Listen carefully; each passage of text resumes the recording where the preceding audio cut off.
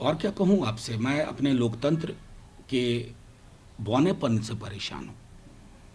कोई भी आंदोलन जब होता है ना, जिसको ये टूल किट कह करके इसका एक महिमा मंडन कर रहे हैं, ये आंदोलन को समझ नहीं पा रहे हैं। कोई भी आंदोलन, जेपी आंदोलन के समय इस शब्द का इस्तेमाल नहीं हुआ था, लेकिन टूल किट है क्या, कैसे आंदोलन को आगे बढ़ाया जाए, क्या क्या चीज़ें की जाए। आप इससे परेशान हैं, क्या बना रहे हैं हमारे देश को। मैं तो हैरान हूँ। मैंने सदन में कहा था कि अगर जेपी आंदोलन इस दौर में हुआ होता तो ना जाने क्या क्या सुनना और झेलना पड़ता जयप्रकाश जी को। मैं समझता हूँ ये एक प्रश्न है जो सबको परेशान करना चाहिए।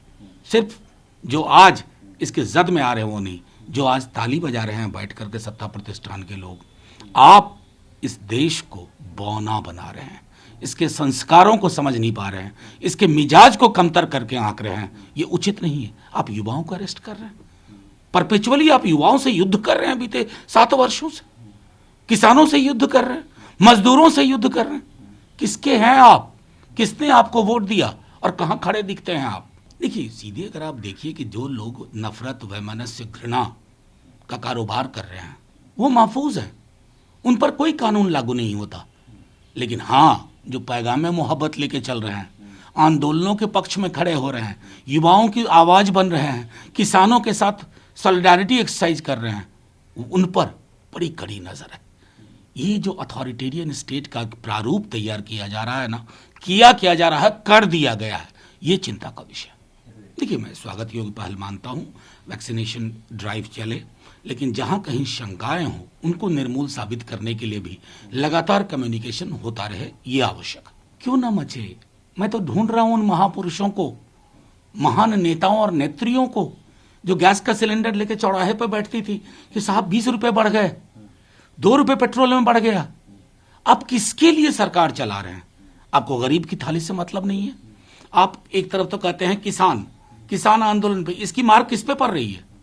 इन फ्यूल हाइक्स की किसानों पे पड़ रही है, मध्यम वर्ग पे पड़ रही है, निम्न आय वर्ग पे पड़ रही है, गरीबों पे पड़ रही है। आखिर मेरी तो समझ में नहीं आ रहा कि सलाहकार कौन है इस सरकार की, कहां ले जाना चाहते हैं। ये आलम इन्फ्लेशन का हमने देखा नहीं था कभी। हर चीज, कहीं बढ़ोतरी नहीं है कमाई में, लेकिन कमाई पे ग्रहण लगाने के सैकड़ों नए तरीके प्रतिदिन इजाद किए जाते हैं। तो एक बार तो मैं समझता हूं आईना देखें, आप किसकी सरकार है। और उन महापुरुष, महान नेताओं, नेत्रियों को आग्रह करता हूं, आईना देखिए ना, थोड़ा पुराना वीडियो देखिए, सनद रहेगा सरकार क्या चीज होती है। देखिए, मेरा मानना है कि एक विशद और गहन चर्चा की आवश्यकता है। एपिसोडिक एंगेजमेंट हमारा बहुत हो रहा है सोशल मीडिया को लेकर के। खास करके मैं तो देख रहा हूं कि जो सरकार उन्हीं माध्यमों से आई, आज उन्हीं माध्यमों से उनको दिक्कत होने लगी है, क्योंकि उस माध्यम पे कब्जा था आपका, एक छत्र राज्य था।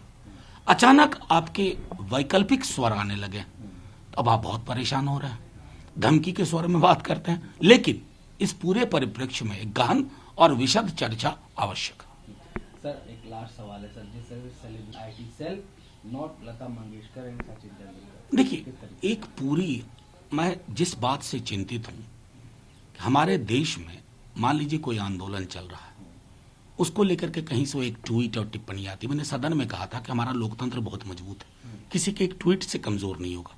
ये कमजोर होगा हमारी अपनी वजहों से, कि हम अपने किसान भाइयों को खालिस्तानी, पाकिस्तानी, टुकड़े टुकड़े गैंग, नक्सली, माओवादी वगैरह वगैरह कहेंगे।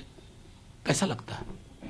जिस किसान का बच्चा सरहद से उसका शरीर, मृत शरीर तिरंगे में लिपटा आता है, और उसको खालिस्तानी बात कह रहे हो। किसी ने ट्वीट बाहर से कर दिया, उस पर हम पिल गए, और हम उस चिंता में नहीं जा रहे हैं कि इन सर्द रातों में बीते 2.5 महीनों से किसान क्या मांग रहे हैं? चंद मांग रहे हैं थोड़ी, किसान मांग रहे हैं अपना हकूक, अपनी बेहतरी। उसको समझिए। और ये ट्वीट, प्रतिस्पर्धी ट्वीट, मेरा ट्वीट बनाम तुम्हारा ट्वीट, इससे कुछ नहीं हासिल होना।